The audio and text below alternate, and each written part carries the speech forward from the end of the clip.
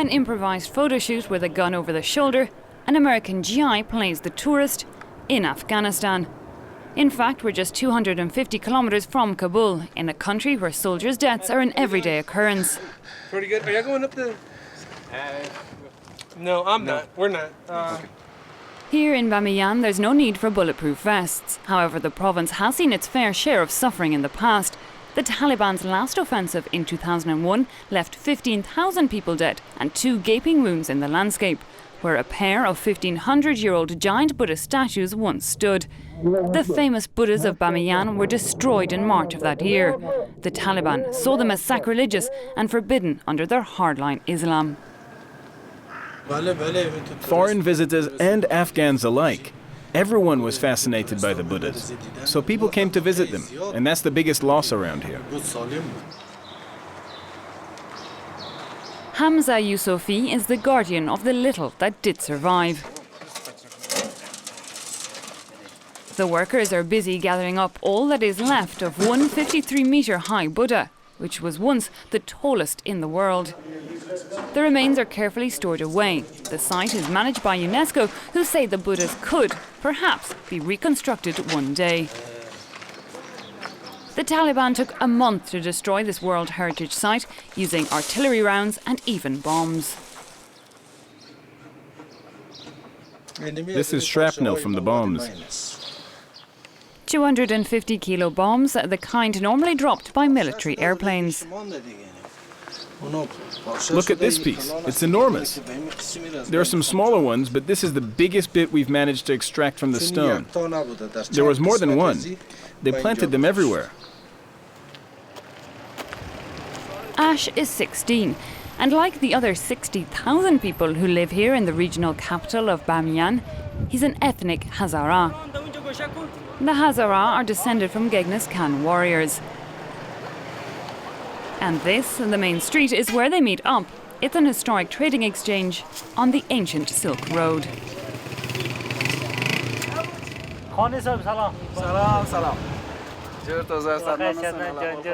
As followers of Shia Islam, the Hazara are a minority in this mainly Sunni country.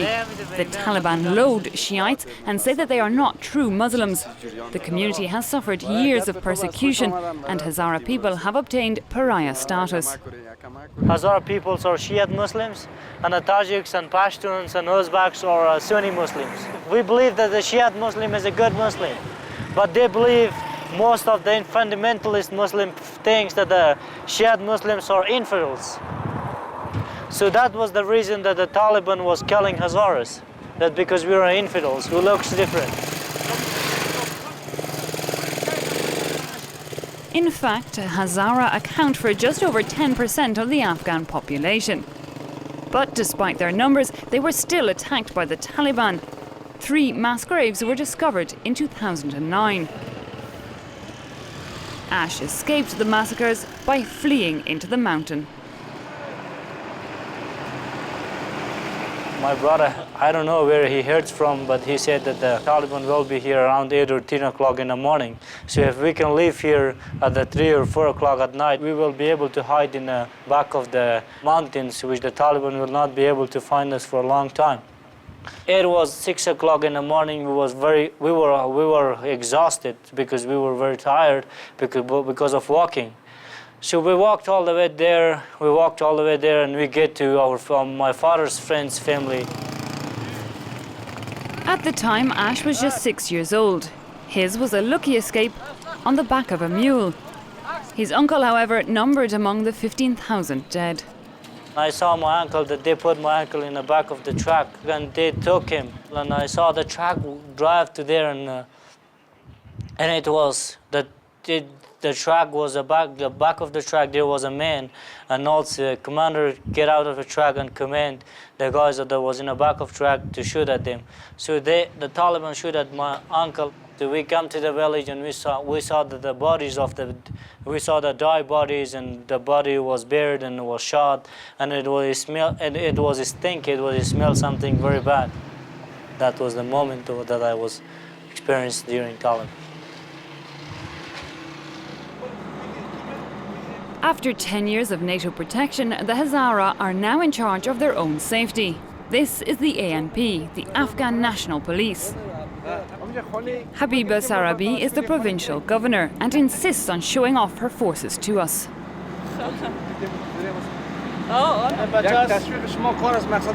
These are your children. There are only 30 right now. We don't have any more. Ah, I thought there were more. Look after yourselves.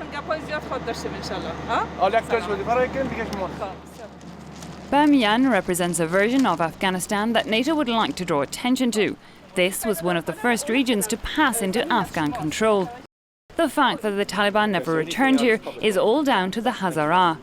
In total, just 740 police officers will be responsible for the security of 350,000 inhabitants. Look, the staff we are dealing with here are very competent. They know their business. They just need a bit of a hand up and some guidance and some of the concepts of policing. How that works long term is entirely up to the people of this province. As part of her PR campaign, the governor proudly points out the female members of the police ranks. There are 4 in total who have chosen to exchange their burqas for a man's uniform, but many keep hold of their veil. We don't have any problems here because Bamiyan is the safest province in the whole of Afghanistan. The people here are fundamentally good and they want to see more women in the police. And as the local police are shown off, women are very much in the limelight. Today's drill: to search an empty house and find weapons.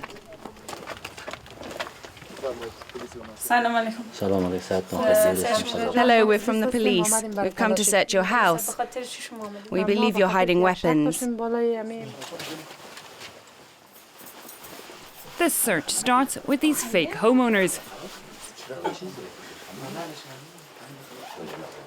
The officers go through the main living room of the house. There's nothing under the mattress.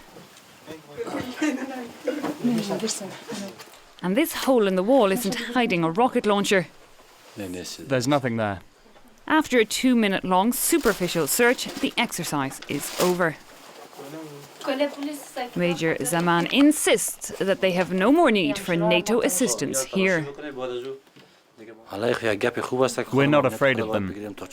We'll fight them if they come back. They've ruled this country for 10 years, and we've fought them back. Now we have a real police force, an army, and we'll take them on face to face. The governor shares his confidence. In 2005, Habiba Sarabi became the first Afghan woman ever voted in as leader of a province. She's spent the last 6 years preparing for this moment.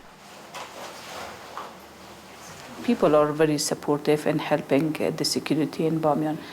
For example, if they can see some strange people coming or entering to their village, they are reporting to the police. If they are seeing some immunization somewhere or something, and they are reporting to the police and to the governor's office. So this is a type of coordination that make us easy, make us the job easy.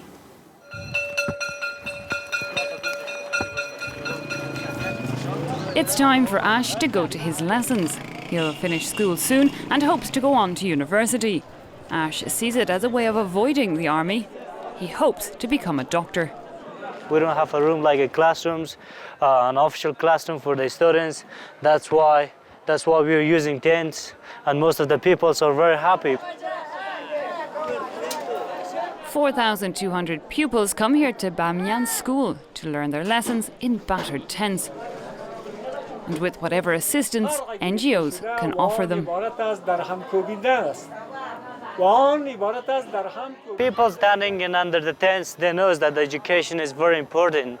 That's why they're suffering the sunshine, they're suffering the warm weather, they're suffering everything. They're suffering walking 40 minutes from home on foot to get in the school and study under the tents. Education is a source of weapons against Taliban. If they hit us with a gun, we'll hit them with a pin. This is the region's only microscope. The Hazara place a great deal of importance on education.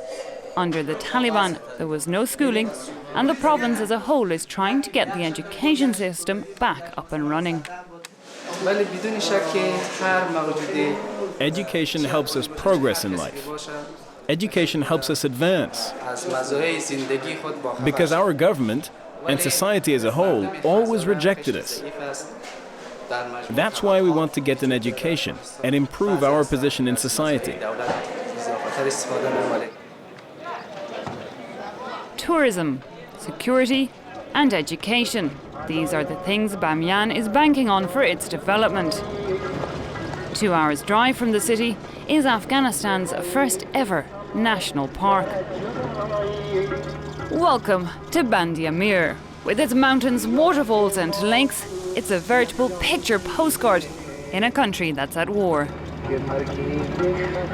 For the time being, the sole attraction is these few pedal boats. Saeed Mohammed Musawi has little else to offer. There's no tourism infrastructure. Economically, Bamiyan is very poor, much worse off than the other Afghan provinces. But in terms of security, we're far better off than the others.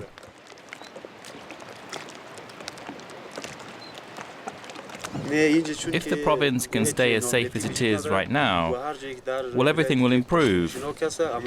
Most of the Pashtun provinces are dangerous. Here, well, this will become the best part of Afghanistan. Until that happens, these Afghan soldiers will likely remain the only tourists who make the trip. Soldiers ready to protect peace in a region where war no longer exists.